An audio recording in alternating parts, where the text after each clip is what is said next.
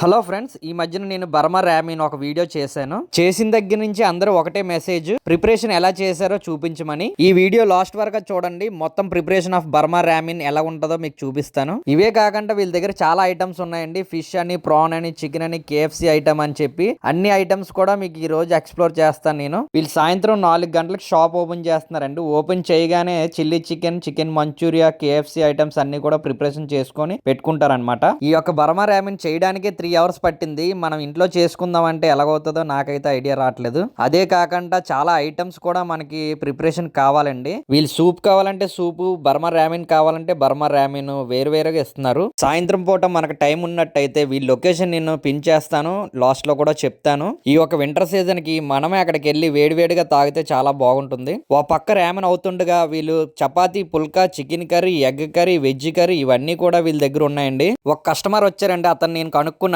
అనేక టేస్ట్ ఎలా ఉంటదంటే అతను డైలీ వస్తాడంట, డైలీ ఒక్కొక్క ఐటమ్ తింటున్నారంట.